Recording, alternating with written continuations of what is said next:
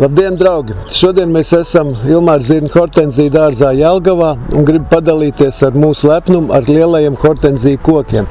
Šie divi ir palikuši no pašiem pirmsākumiem, lai jums parādītu, kā tas izskatīsies pēc gadiem 10 un vēl vairāk. Ja? Milzīgi skaisti hortenziju koki, izturīgi, salcietīgi, ilgi ziedoši. Vienkārši, manuprāt, tā ir pilnīga pasaka.